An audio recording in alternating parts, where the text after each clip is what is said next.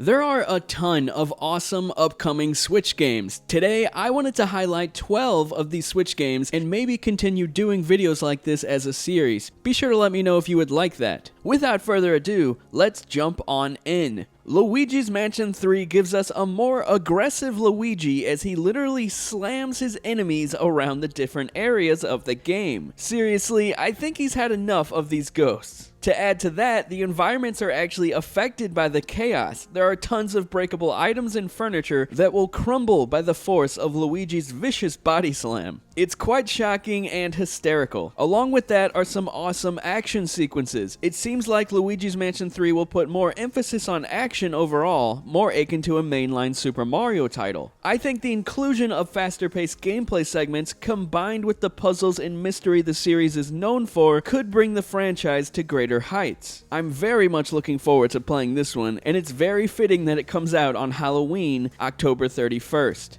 Next up,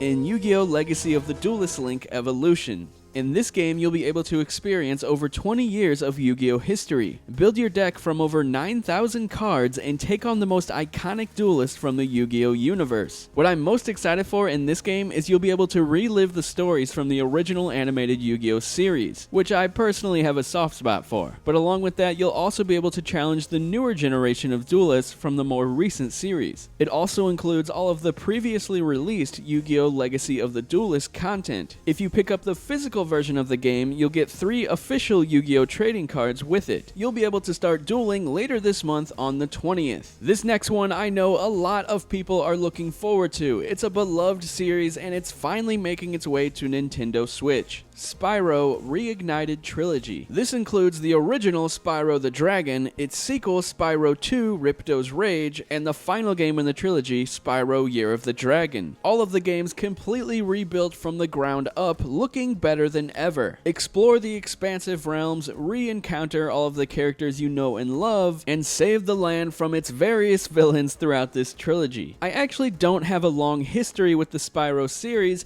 but I did play the heck out of the PS1 demo disc that had Spyro the Dragon on it. Seriously, I cannot tell you how many times I beat that demo disc. Sadly, I never got around to playing the other 2 games at all, so I'll very much be picking this one up in the near future. You can look forward to this game next month on September 3rd. Next up, probably my second most anticipated Nintendo Switch game, Astral Chain. Platinum Games rarely lets me down. I absolutely adored Bayonetta 2, and Nier Automata was fantastic as well. Now the developer is back with a brand new IP before we get Bayonetta 3 hopefully next year. Astral Chain is coming exclusively to the Nintendo Switch, and you play as a character who's part of a special police task force, and it's up to you to fight against the mysterious alien-like creatures who have invaded the world. In order to resist creatures, humanity developed a special weapon, the Legion. The Legion acts as your partner, and it'll help you in combat and during your investigations. The combat looks absolutely stellar in this game, and Platinum Games usually knocks it out of the park. The art style is beautiful. It looks like it's going to have some open segmented areas. I just cannot wait. I'll definitely be reviewing this one on the channel, so if you want to stick around and check that out, be sure to hit that subscribe button. Anyway, on to the next one. This one is a mouthful. Dragon Quest XI's Echoes of an Elusive Age Definitive Edition. Probably the longest game title I've ever heard in my life. This definitive version of Dragon Quest XI is finally coming to the Nintendo Switch next month on the 27th, right before my birthday if my wife is watching. What's unique about the Nintendo Switch version is you'll have the ability to switch between the original HD visuals and retro-inspired 16-bit visuals. And these graphics are really pulling at the nostalgia strings, I gotta say. They are breathtaking. Along with that, you'll also be able to choose between the Japanese or English VO, along with the option for fully orchestrated field and battle tunes. So while the game may not look and play as great as the PS4 version, at least we're getting all this awesome bonus content to make up for it. I only dabbled in the PS4 version, and I really liked this game, but I just never got around to playing it, so I'm very much looking forward to the Switch version. As I'm sure you know, JRPGs go hand in hand with a portable console. Speaking of JRPGs and really long titles, Digimon Story Cyber Sleuth Complete Edition was also announced for the Nintendo Switch. With engaging storylines, classic turn-based battles, and tons of Digimon to collect, this game delivers everything fans of the IP will love. Become become a cyber detective or powerful hacker and embark on a thrilling adventure where the line between real and digi-worlds is blurred. I played through Hacker's Memory on PlayStation Vita and I really liked this game. For fans of Pokemon, you definitely want to check this one out. As of right now, I wasn't able to find a release date on the game, but I'm expecting it launches sometime before the year is up. Next up is a game that's coming out very soon, Friday the 13th. I've been playing this game with other YouTubers and the developers themselves, and I gotta say, it really surprised me. I did a full video talking about Friday the 13th that I'll be sure to link at the end of this video, but in short, if you like intense teamwork online multiplayer, then this is a game you don't want to miss. While sadly the developer is not allowed to create new content for the game because of licensing issues, the game is still packed with a ton of content, and the base Switch version comes with all of the DLC. And while the graphics are a slight downgrade on Switch, the frame rate is still solid and the gameplay is a blast. But like I said, if you're interested, check out my full video on the title. On to the next one, Pokemon Sword and Shield. These games pretty much speak for themselves. While this new iteration in the franchise has been catching some flack due to the animations and lackluster graphics, I still think there's going to be a lot of fun to be had. It's always entertaining seeing and catching new Pokemon, trading with your friends, and exploring a new region. I'm really excited for the open world section of this game, and I'm hoping it leads to greater things in future iterations. I think the developer has seen the criticisms online, and I expect that the next mainline installment will be a larger step forward for the series. At least I hope so. But only time will tell. Pokemon Sword and Shield come out November 15th later this year.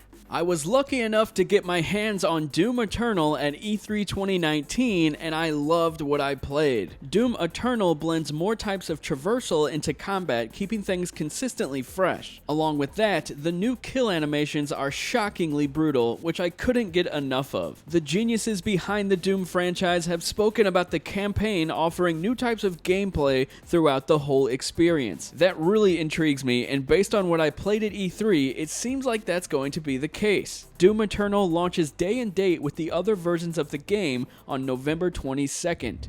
They say it was the greatest disaster recorded in history, turning the sky into a kaleidoscope of red light that illuminated all who watched from below. Oh, sorry, I had something in my throat. Anyway, Daemon X Machina. A lot of you have probably played this game because the developer released a demo earlier this year. However, since that demo launched, the developer has taken in all of that information, feedback, and criticisms, and it seems like they have altered the experience into something even more enjoyable. I liked the combat in Daemon X Machina, although things did feel a little finicky sometimes. Apparently, the studio has gone to great lengths to cater to what fans had criticisms with, and I cannot wait to see how that ends up in the final version of the game. You'll be able to defend Earth and defeat corrupted AI-controlled robots on an array of missions using your arsenal. Fully customized arsenal, I must say. Choose and equip your arsenal with a multitude of weapons, obtain more from downed enemy arsenals, and even swap them out on the fly to suit your strategy on the battlefield mid-match.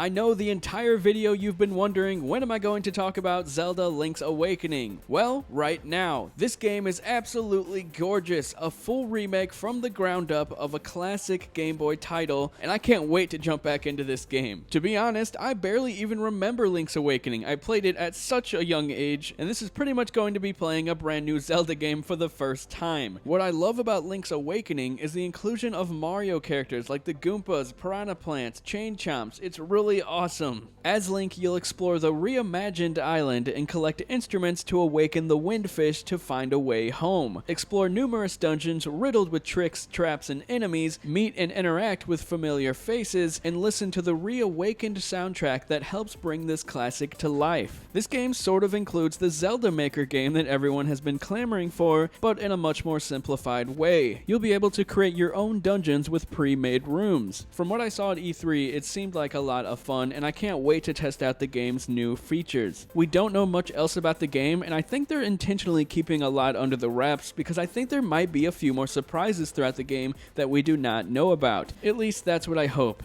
Anyway, it's probably one of the prettiest games I've ever seen, and I cannot wait to play it. It's hitting Switch next month on September 20th. It's so close, you guys. So freaking close.